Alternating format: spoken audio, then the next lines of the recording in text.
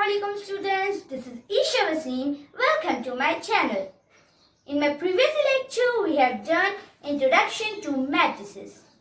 Today we are going to start Unit number 1, Matrices and Determinants.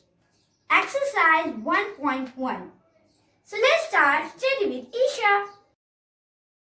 Exercise 1.1, question number 1. Find the order of the following matrices. इस question में हमने matrices का order find करना है। हमारे पास एक matric है, मैट्रिक ए। ये सारे हमारे पास रियल नंबर्स है। हमने इसे ब्रैकेट में इनक्लोज किया है तो ये हमारे पास मैट्रिक बन गया है। मैंने आपको बताया था कि मैट्रिक्स को हम कैपिटल लेटर्स, इंग्लिश के कैपिटल लेटर्स से डिनोट करते हैं। ए, हमने ए से इस मैट्रिक्स को डिनोट किया है। It mean this is a A matrix. अब हमने क्या फाइंड करना है? Order of a matrices. अब हम इस मैट्रिक्स का ऑर्डर फाइंड करेंगे। 1 and 2, 2 rows, 2, this is a row, and 2 column, 1 and 2, 2 columns. It means that it is same. The order of matrix is same. This is row and this is column. मैंने आपको बताया था कि order of matrices क्या होता है? रो by column, are bye सी। तो हमारे पास ये ए का ऑर्डर आ गया है। Now B matrix.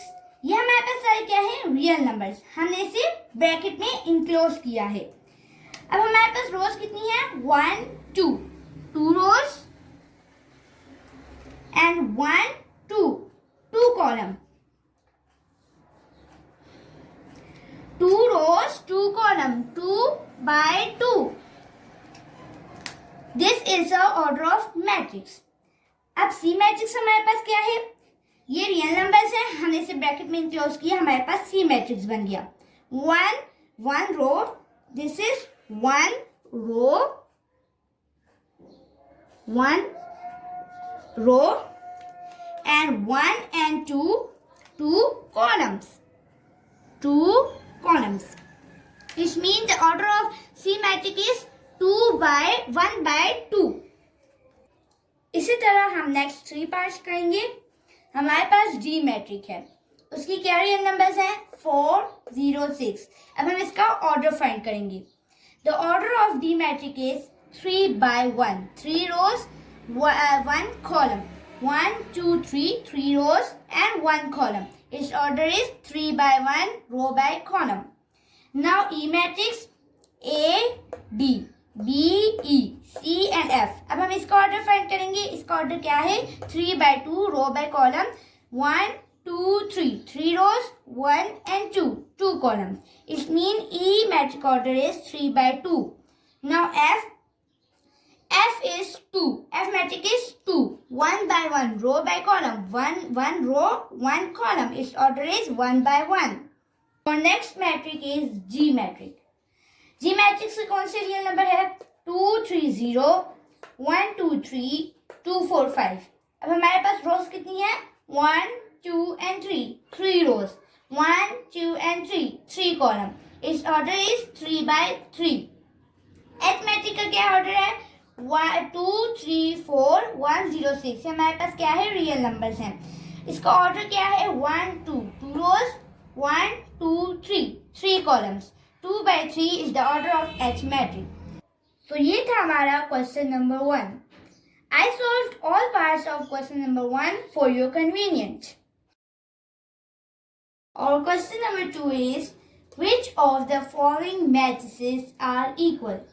इस क्वेश्चन में क्या कह रहे हैं कि ये सारे क्या है? मैट्रिसेस हैं। इन मैट्रिसेस में कौन सा मैट्रिक्स दूसरे के इक्वल है? इसमें ये कह रहे हैं कि आप इक्वल मैट्रिसेस फाइंड करें। हमने क्या पढ़ा था कि इक्वल मैट्रिसेस क्या होते हैं? जब 2 कंडीशंस फॉलो हो तभी इक्वल मैट्रिसेस बनते हैं। वो 2 कंडीशंस कौन सी थी? सबसे पहली कंडीशन ये थी कि ऑर्डर ऑफ मैट्रिक्स इक्वल हो दूसरे मैट्रिक के और कॉरस्पॉन्डिंग एलिमेंट्स इक्वल हो। अब सबसे पहले हम इन सारे मैट्रिसेस के ऑर्डर लिखेंगे ताकि हमें आसानी हो जाए। जैसे हमारे पास ए मैट्रिक है, ए मैट्रिक का क्या ऑर्डर है? हमारे पास 1 रो 1 कॉलम। रो कैसे हॉरिजॉन्टल में प्रेजेंट है, कॉलम कैसे वर्टिकल में प्रेजेंट है। सो 1 row 1 by 1 1 by 1 is the order of। अब इसी तरह हम सारों के मैट्रिक्स लिखेंगे। हमने सारे मैट्रिक्स के ऑर्डर लिख दिए हैं। अब हम चेक करेंगे इनमें से कौन सा मैट्रिक्स का ऑर्डर दूसरे मैट्रिक्स से इक्वल है। अब पहले ए मैट्रिक्स को देखते हैं, इसका ऑर्डर क्या है 1 by 1, 1 रो 1 कॉलम। अब इन सारे मैट्रिक्स में से देखिए 1 by 1 कहाँ आ रहा है, 1 by 1 सी मैट्रिक्स में आ रहा है। इसका ऑर्डर क्या है 1 रो 1 कॉलम। हमारी ए और सी की पहली कंडीशन होगी सॉल्व। अब दूसरी कंडीशन क्या थी, दे कॉरस्पॉन्डिंग एलिमेंट्स आर इक्वल। अब हम इन दोनों मैट्रिक्स के कॉरस्पॉन्डिंग एलिमेंट्स चेक करेंगे। इसका क्या एलिमेंट है 3, इसका क्या एलिमेंट है 5 माइनस 2, ये एक ही है तो 5 माइनस 2 कितने होते हैं 3। 3 और 3 दोनों इक्वल हो गए, it mean A is equal to C. A is equal to C, it means के ए इक्वल मैट्रिक है सी। ए और सी इक्वल मैट्रिसेस हैं। अब हम बी को देखते हैं। बी का क्या है order 1 by 2, 1 row and 2 columns. अब इधर देखिए इन मैट्रिक्स में 1 by 2 कहाँ है, 1 by 2 डी मैट्रिक में है। डी मैट्रिक में इसका ऑर्डर क्या है 1 by 2। पहली कंडीशन सॉल्व होगी। अब दूसरी कंडीशन थी कॉरस्पॉन्डिंग एलिमेंट्स आर इक्वल, तो इसमें 3 है, यहाँ 5 है, यहाँ 5 है, यहाँ 3। It's mean corresponding elements equal नहीं है। यहाँ 3 आ रहा है, यहाँ 5 आ रहा है, इस मीन्स के इसके कॉरस्पॉन्डिंग इक्वल नहीं है, बी और डी इक्वल नहीं है। अब हम इसी तरह देखेंगे इसके अलावा और कौन सा मैट्रिक्स है जिसका ऑर्डर 1 by 2 बन रहा है। इसके अलावा आई मैट्रिक्स है जिसका ऑर्डर 1 by 2 बन रहा है। 1 by 2 दोनों, एक पहली कंडीशन होगी सॉल्व, और दूसरी कंडीशन में कॉरस्पॉन्डिंग एलिमेंट्स इक्वल है, ये चेक करेंगे। 3 प्लस 2 5, ये एक ही है 5, 3 5 3 5। इस मीन के A B is equal to I, B is equal to I. अब हम सी वाले को चेक करेंगे, सी वाली मैट्रिक्स को चेक करेंगे। इसका क्या है 5 माइनस 2 कितने होते हैं 3। इस मीन यहाँ क्या आना चाहिए 3 आना चाहिए।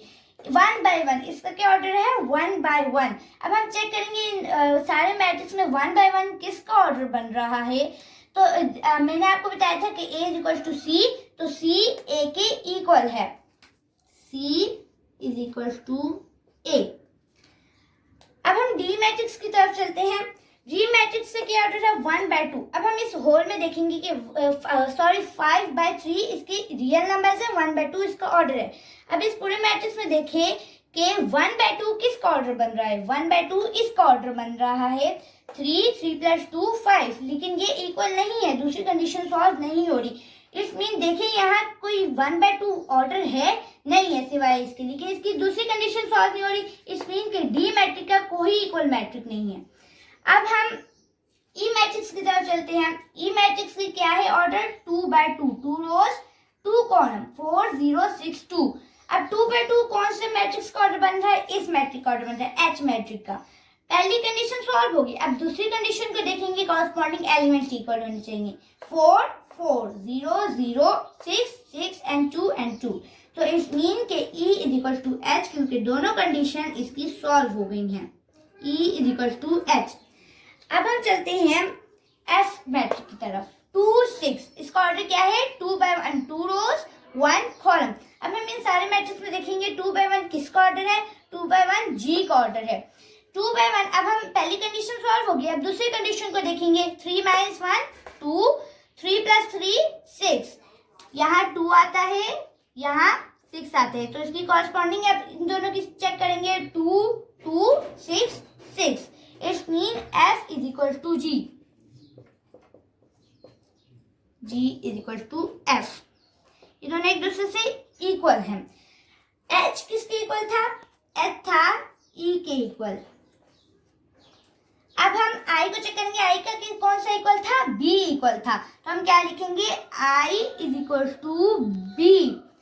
अब देखिए 2/2, नेक्स्ट कौन सा है 2/2। अब 2/2 जे मैट्रिक्स का कौन सा ऑर्डर इक्वल है 2/2, ये इक्वल है, ये इक्वल है। अब हाँ पहली कंडीशन सॉल्व होगी। अब दूसरी कंडीशन को देखेंगे। 2 + 2 कितने होते हैं 2 + 2 होते हैं 4। 2 - 2 कितने होते हैं 0। 4 + 2 कितने होते हैं 6। 2 + 2 0 कितने होते हैं 2। अब हमारे पास ये कौन सी वैल्यू होगी 4 0 6 2। इन तीनों की पहली कंडीशन सॉल्व हो गई थी। अब दूसरी कंडीशन को हम देखेंगे। 4 4 ये 4 एंड ये 4, मतलब ये पहली हमारी सॉल्व होगी। Real number 0 0 0। दूसरी भी होगी 6 6 6। तीसरी भी होगी। अब लास्ट देखेंगे 2 2 एंड 2। इट्स मीन कि ई एच और जे मैट्रिक्स इक्वल है एक दूसरे के। कौन से इक्वल है मैट्रिक्स ई एच और जे, ये तीनों मैट्रिक्स एक दूसरे के इक्वल मैट्रिक है। तो इसमें हमने ये करना था कि हमने इक्वल मैट्रिक्स फाइंड करने थे, जो कि हमने कर लिए हैं। ये हमारा क्वेश्चन नंबर 2 था। होप आपको समझ आ गई होगी। Question number 3 is find the values of A B C D which satisfy the matrix equation. इस क्वेश्चन में क्या कह रहे हैं कि ए बी सी डी की हमने वैल्यूज फाइंड करनी है जो कि मैट्रिक इक्वेशन बने। अब ये हमारे पास क्या है क्वेश्चन है। अब हमने ए बी सी डी की वैल्यू फाइंड करनी है। हमारे पास क्वेश्चन क्या है a + c a + 2b c - 1 4d - 6 = 0 3 - 7 2d। अब a c b और d ये सारी क्या फाइंड करनी है, ये सारी वैल्यूज हमने फाइंड करनी है। सॉल्यूशन करने से पहले हमें क्वेश्चन दोबारा से रिपीट करना है। अब हमने क्वेश्चन दोबारा से रिपीट किया है, तो अब हम इक्वेशंस बनेंगे। फर्स्ट वैल्यू कौन सी थी a + c, इसमें कौन सी फर्स्ट वैल्यू 0। इसमें पहली इक्वेशन हमारी कौन सी बन गई a + c = 0। दूसरी इक्वेशन कौन सी है a + 2b = -7। a + 2b = -7 makes equation 2। c - 1 = 3 makes equation 3। 4d - 6 = 2d makes equation 4। अब हम इन चारों इक्वेशंस को एक एक करके सॉल्व करेंगे। इक्वेशन सॉल्व करने से पहले हम देखेंगे कि कौन सी इक्वेशन सॉल्वेबल है। अब यहाँ देखिए इक्वेशन 1 में हमने a + c a और c की वैल्यू फाइंड करनी है। a और c की हमने अभी फाइंड नहीं की, तो इट मीन अभी हम इसे फाइंड करेंगे। इसके बाद इक्वेशन 2 में a + 2b, a और b की हमें फाइंड नहीं हुई। उसके बाद इक्वेशन 4 पे जाएं 4d - 6 = 2d। इसमें भी d की वैल्यू नहीं गिवन, तो इसमें हम पहले इक्वेशन नंबर 3 सॉल्व करेंगे। क्यों? क्योंकि हमने इसमें एक वैल्यू फाइंड करनी है, इन सारों में दो वैल्यूज फाइंड करनी है। तो सबसे पहले हम इक्वेशन नंबर 3 सॉल्व करेंगे। अब हम इक्वेशन नंबर 3 सॉल्व करेंगे। इक्वेशन नंबर 3 हमारे पास कौन सी थी c - 1 = 3। अब हम इसे कैसे सॉल्व करेंगे। यहाँ -1 था, हमारे पास कौन सी वैल्यू की है -1। c की तो हमने फाइंड करनी है, तो यहाँ -1 था, यहाँ के +1 हो गया। सो 3 + 1 कितने होते हैं 4। c = 4, तो ये हमारे पास c की वैल्यू आ गई। यहाँ प्लस क्यों आया, ये मैथ में रूल है कि जब भी साइन यहाँ जैसे माइनस है तो इक्वल टू के उस साइड जाएगा तो साइन चेंज हो जाएगा। जैसे यहाँ माइनस था इक्वल टू के इस साइड है प्लस हो गया, इसी तरह अगर यहाँ प्लस होता है इक्वल टू के इस साइड आता है तो यहाँ माइनस हो जाता। अब इक्वेशन 3 के बाद हम इक्वेशन नंबर 4 सॉल्व करेंगे। इक्वेशन नंबर 4 हमारे पास कौन सी थी 4d - 6 = 2d। हमने d की वैल्यू फाइंड करनी है। यहाँ देखिए यहाँ 2d क्या था प्लस था, इसके साथ कोई साइन नहीं, मीन इसके साथ प्लस का साइन नहीं। यहाँ की क्या हो गया माइनस हो गया। मैंने आपको बताया था इक्वल टू के जब इस साइड आए तो साइन चेंज हो जाते हैं। इसी तरह यहाँ -6 था, यहाँ के +6 हो गया। अब हम इसको सॉल्व करेंगे। 4d - 2d = 2d, हमारे पास 2d आ गई और -6 एज इट इज आ गया। अब यहाँ क्या था, यहाँ 2d मल्टीप्लाई था, 2 और d मल्टीप्लाई हो रहा था, तो यहाँ आके डिवाइड हो गया इक्वल टू के इस साइड आके डिवाइड हो गया 6 / 2। अब 2 3 = 6, सो और d की वैल्यू क्या आ गई हमारे पास 3। अब हम इक्वेशन नंबर 1 फाइंड करेंगे। a + c = 0, ये हमारे पास इक्वेशन नंबर 1 थी। हमने c की वैल्यू फाइंड की थी, हमारे पास क्या आंसर आया था 4। a + 4 is equals to 0। अब हम इसको सॉल्व करेंगे। यहाँ +4 था, यहाँ आके माइनस हो जाएगा इज इक्वल्स टू के इस साइड। तो हमारे पास क्या आ गया, a इज इक्वल्स टू 0 -4। अब हम इसको सॉल्व करेंगे। 0 - 4 is equals to -4, a is equals to -4। ये हमारे पास a की वैल्यू आ गई। हमने 4 के साथ माइनस इसलिए लगाया है क्योंकि बिगर वैल्यू के साथ जो साइन होता है हम वही लगाते हैं। 4 के साथ माइनस था इसलिए हमने आंसर में भी -4 लिखा है। अब हम इक्वेशन नंबर 2 सॉल्व करेंगे। हमारे पास इक्वेशन नंबर 2 कौन सी थी, a + 2b is equals to -7। अब हम इसे सॉल्व करेंगे। हमने कौन सी वैल्यू फाइंड करनी है, b की वैल्यू फाइंड करनी है। a की हमने कर दी थी, a की क्या आई थी, -4 आया था। अब -7 को हम इस साइड पे लेके आएंगे। यहाँ -7 था इज इक्वल टू के इस साइड आया +7 हो गया। अब यहाँ +2 भी था इज इक्वल टू के इस साइड आया -2 भी हो गया। Plus minus minus. अब हम 4 और 7 को माइनस करेंगे तो हमारे पास 3 आंसर आ जाएगा। बिगर वैल्यू की क्या साइन क्या था, +7 प्लस था, तो इसलिए यहाँ क्या आता है, प्लस आता है। -2 भी हम एज इट इज लिख देंगे। उसके बाद यहाँ 3 मल्टीप्लाई हो रहा था, यहाँ का डिवाइड हो गया, b यहाँ आ गया। उसके बाद हमारे पास क्या आंसर आ गया, 3 - 2। तो हमारे पास क्या आ गई, 3/-2। अगर हम इसे मजीद सॉल्व करना चाहें तो हमारे पास b की वैल्यू आ जाती है 1.5। ये चारों इक्वेशंस हमने सॉल्व कर ली हैं। चारों इक्वेशंस को सॉल्व करने के बाद रिजल्ट लिखना जरूरी होता है। तो हमारे पास रिजल्ट क्या आया, a is equal to -4, b is equal to 3/-2, c is equal to 4 and d is equal to 3। ये रिजल्ट हमारे क्वेश्चन नंबर 3 का आंसर है। मैंने एक एक इक्वेशन आपको डिटेल से समझा दी है। Hope you understand exercise 1.1। Thank you. Allah Hafiz.